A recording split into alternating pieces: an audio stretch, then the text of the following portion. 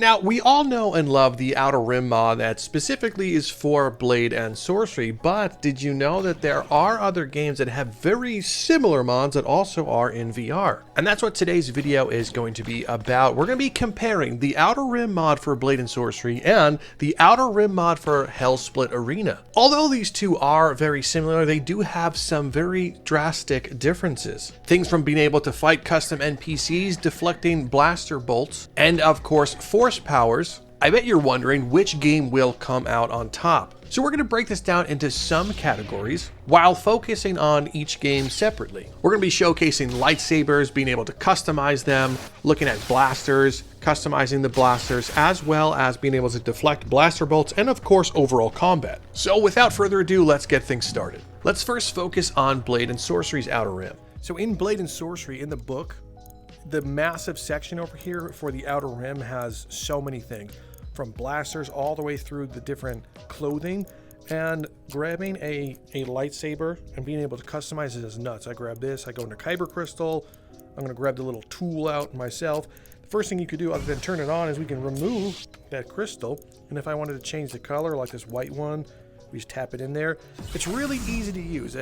You could pick it up, you could change it with ease, which I love. And if I tap this one, I can also expand the blade and make this one like a massive blade. I could make it smaller, and I could even reset it just by tapping it here. Super easy to use. There is a lot in this mod. I'm talking about hundreds of lightsabers and blasters. You have some custom NPCs, but unfortunately, in the latest build, which is the 1.0 version, you can no longer deflect laser bolts from enemies because they can no longer wield them, which is unfortunate. Now, these bounty hunters used to be able to use blasters, and the 1.0 build right now, unfortunately, they can't.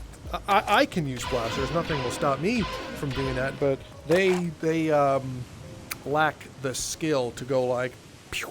It's unfortunate. But because of the style of Blade and Sorcery, you do get a lot of game for this one. Things like custom dungeons as well as a sandbox arena.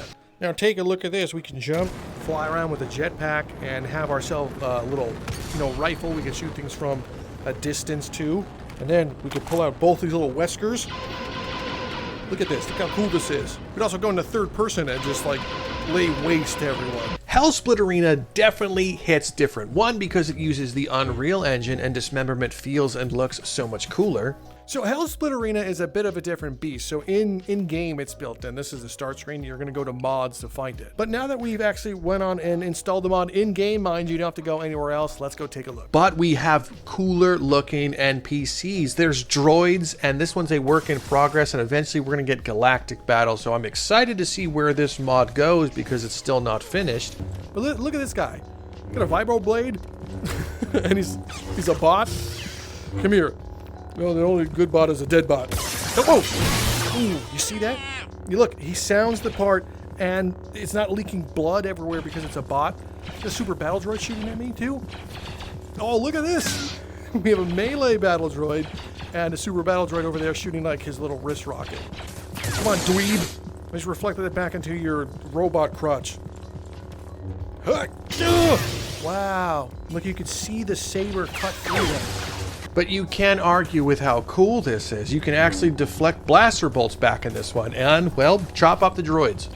I just can't wait for flying enemies and stuff. Like, this is what I feel like this game has, and this mod has unlimited potential. What, you can just shoot? This feels and looks so cool, right? It's just like the next iteration of what the Outer Rim could be. However, a lot of them still act like the zombie NPCs. Now, in the Blade and Sorcery Outer Rim, you can fight reskinned NPCs, and some mods make them a little bit better at fighting. Look at that. You could chop the arm right off. I'm using other mods to make this happen, so just keep that in mind. You have to mix and match other mods for this one to have that. Come on, I want it. Throw the bomb. Force push right at him. Oh god. But for the most part, you could still pretty much destroy any NPC in this game, especially if you're given a lightsaber and, well, the gravity spell. Also have these force powers just built into the game too, like this is telekinesis, and we could just toss him. I don't have neck snapping, unfortunately. But in Hellsplit Arena, there is a super-powered Darth Revan character that, of course, is a test work in progress, but he is so powerful that if you try to fight back, well, he crashes your game, unfortunately, but he looks cool doing it. Come on, man. I have the DC 17 also. You're not going to be able to deflect these. Okay, ow, God, he is able to deflect those. But don't worry. I also brought my state-of-the-art lightsaber. So the downside is, oh my God, he has voice lines. He's very powerful and has very cool animations. But if you try to resist him, your game's toasted. Look.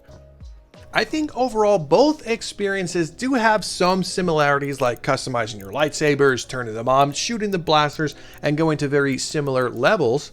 This is raining, but has like a little bit less ambiance than the Blade version. You can see there is some water down there, but you can't see anything off in the distance, and you don't hear the sound of the rain or the effects, which is unfortunate. Man, just look at this map.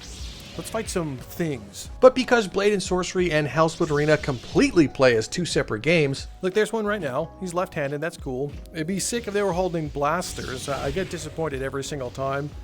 But, you know, now you can just kind of go up after them. Order 66 is in... not happening today, you know? Yeah! This guy's afraid, and let's just give him the nice in half with a lightsaber. See? So satisfying. It really is. Cut in half. That's amazing. Just, it's, you know, the Unreal Engine, so it just, a lot of stuff works so much better. It's actually really refreshing to play one and then play the other. And some of them can actually use two-handed variants of that one. I'm using another mod for that to happen by Palpatine, which is the two-handed support. They swing a little fast, which you can customize that one.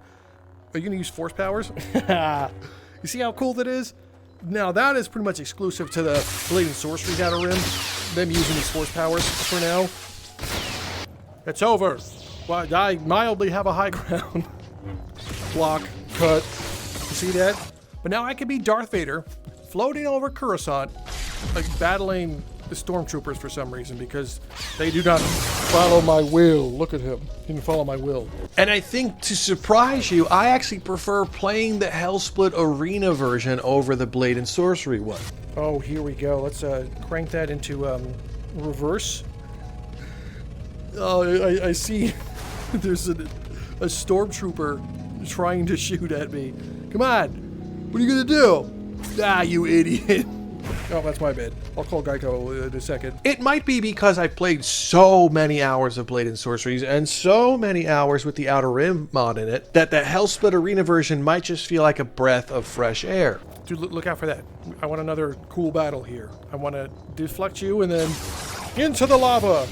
Go. Good. We don't need you anymore. You're lava'd. But I do feel like because Hellsplit Arena is using the Unreal Engine, it does feel like almost anything is possible in the Outer Rim mod for Hellsplit Arena. So now I'm a clone trooper. We're going to be going after the Separatists on this bridge. I have a bunch of stuff. I had a thermal detonator that I dropped somewhere. But we have the rotary gun. And I can just shoot this one from such a long distance. Come on.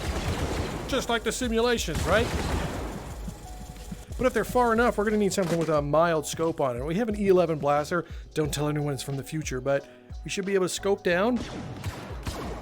See, we just dropped a super battle droid. Where else can you do that? Versus the Blade and Sorcery one, you kind of know what you're going to get because one, it's running Unity, and two, well, it's because it's also running off of a lot of Blade and Sorcery spaghetti codes. Their words, not mine. Like, I really wish we were able to just naturally have the NPCs shoot the blaster bolts in Blade and Sorcery, and we wouldn't have to rely on a modder to make another mod outside the Outer Rim just for it to happen. But look at this level, right?